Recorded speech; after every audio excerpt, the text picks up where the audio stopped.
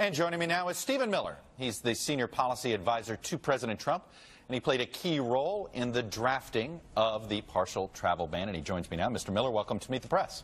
Hey, good to be here, Chuck. Let me start with the decision by the Ninth Circuit and the president himself saying to reporters that a new order may be drafted.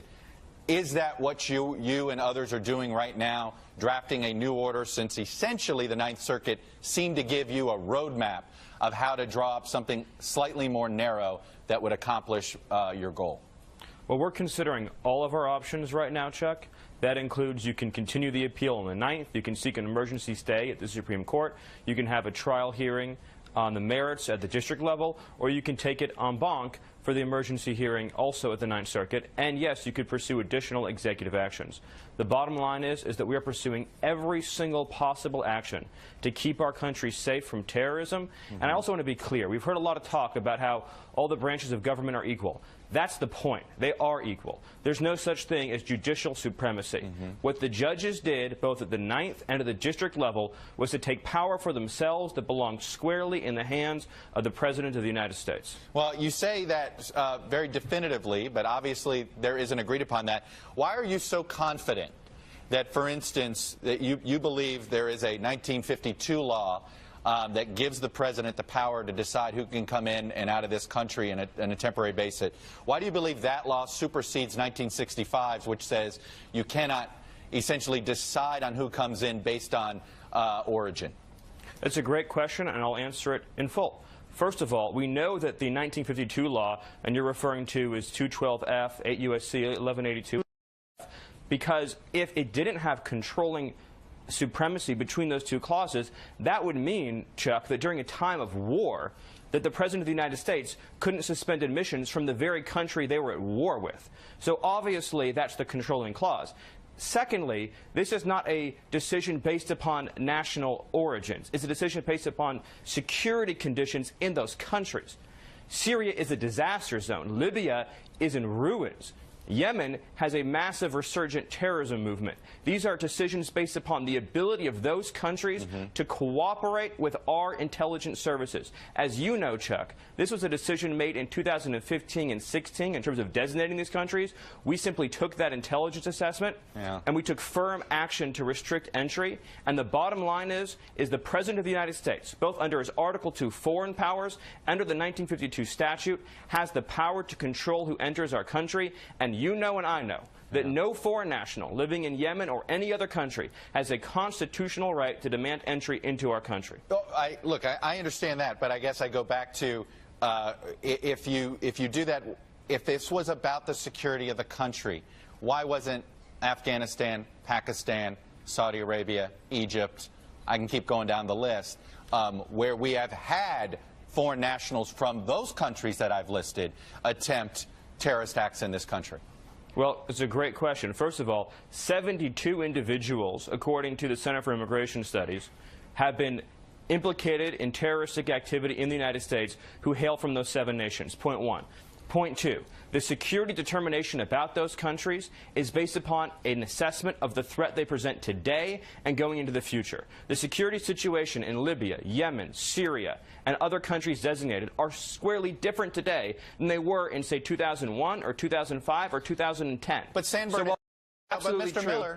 Bernardino happened. The whole point of the president's as a candidate, the whole point of this idea at the time of a full Muslim ban, and then he has since tapered it back, was in response to San Bernardino, where the spouse came from Saudi Arabia of Pakistan origin. Well, you're 100%. First of all, you're 100% correct. You're 100% correct that the San Bernardino incident demonstrated the profound degree to which our immigration system is vulnerable to terrorism. And the FBI has information right now that would clearly indicate the extent to which massive numbers of court cases are happening and have happened all over our country relating to terrorist infiltration of our immigration system. But if you look at the executive order, what it spells out is a 90-day period to put in place extreme vetting across the board. So the first 7 countries are based upon our determination about the security conditions in those countries and their ability to cooperate with us. But there's a 30-day period where new security measures are promulgated and a 60-day compliance period. And Chuck, I will be glad to come back on your show when that's done and walk you through how we've kept our country safe across the board from individuals coming into our country who don't share our values and who don't love our people. Well, it's interesting you say about sharing values in this vetting process. I want to ask this. Number one, are you going to make public the new vetting procedures? Well, first of all, I suppose there'll be aspects of those that will be public, and I'm sure that for reasons of national security, there'll be aspects of those that won't be. I mean, obviously, if you're engaged in a vetting procedure of a foreign national in a dangerous region, you don't want them to have a roadmap for everything they should say and do to get around those procedures. We don't want to forecast all of that. But there are obviously elements of it that would be part of routine online forms that everybody could see. So it just depends. But I think the important thing is this. 80 million people traveled into the United States last year through the airports, seaports, or land ports. We, as a sovereign nation, have the right to impose basic restrictions on to ensure our security, our quality of life, our economic and financial well-being. And the bottom line is that a district judge in Seattle cannot make immigration law for the United States, cannot give foreign nationals in foreign countries rights they do not have, and cannot prevent the President of the United States from suspending the admission of refugees from Syria. Well, let me go to the issue of immigration as a whole. Do you believe there's too much legal immigration in this country? I believe that we should have a program in which American workers are given jobs first. The President campaigned on this. It's an issue where the labor unions agree with us. It's an issue where many Democrat members of Congress agree with us. If you have an open job in this country, a U.S. citizen or existing legal permanent resident ought to have the ability to make the first application for that job.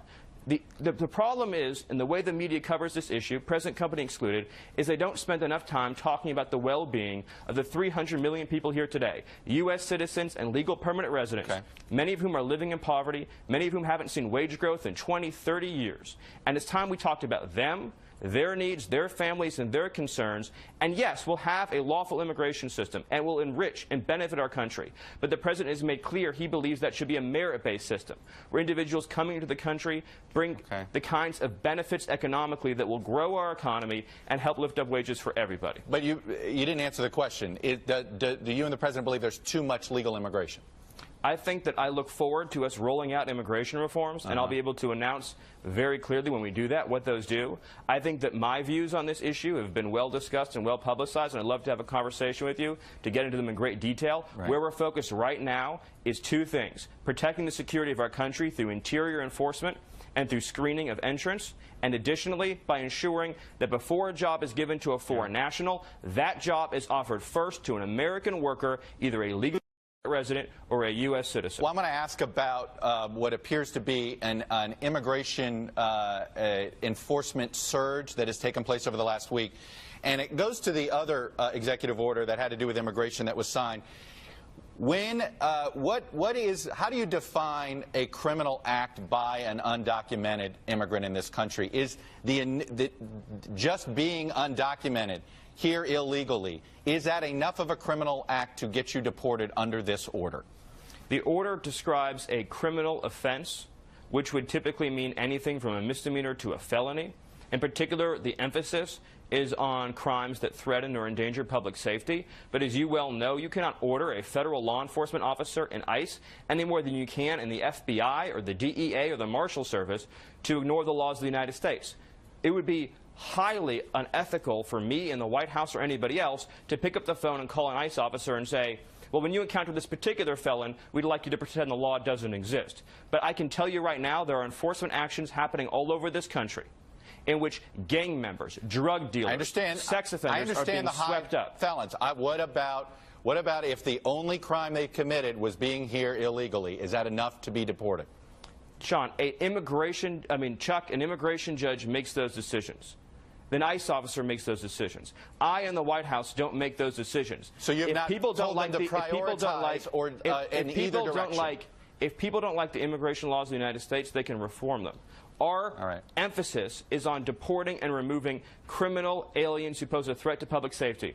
And I just want to say this. There's been a lot of coverage in the news about the effects of these enforcement actions on people who are here illegally. And that's an issue people are free to discuss.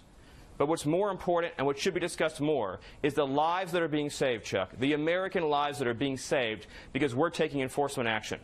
And when we didn't take those actions in the past, you have families like the Wilkerson family and the Root family and the Mendoza family who lost people they loved because we were more concerned about the effects of enforcement on people here illegally than on the well-being of lawful immigrants and U.S. citizens. So it sounds to me as if you're saying there is you did not tell ICE workers who to prioritize.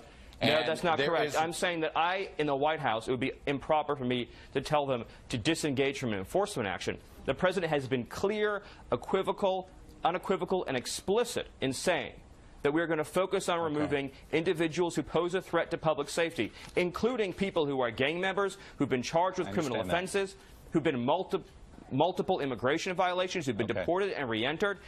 I have a question.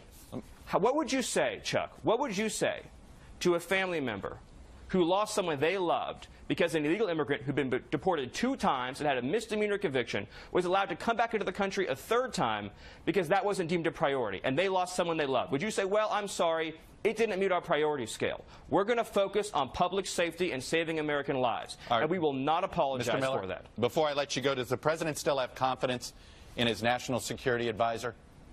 That's a question that I think you should ask the President. The question you should ask Reince, the Chief of Staff. I'm here today as a policy advisor, and my focus is on answering the policy questions that you have. General Flynn has served his country admirably. He's a 3-star general. He's head of the Defense Intelligence Agency, and I look forward to having more discussions about this in the future. So the White House did not give you anything to say other than that? They did not give me anything to say. You cannot say whether or not and answer, Chuck. The President still has confidence in his national security advisor. It's not for me to tell you what's in the President's mind. That's a question for the President. It's a question for our Chief of Staff.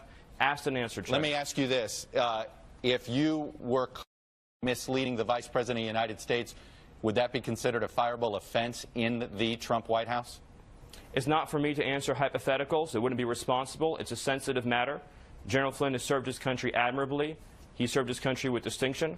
And I look forward to having a conversation with you once you've had a chance to talk with the appropriate people in the White House who are dealing with this matter. It would not be appropriate for me to speculate. Stephen Miller, Senior Policy Advisor to the President. Thanks for coming on, sir. Thank you. Appreciate you sharing your views. Thank you.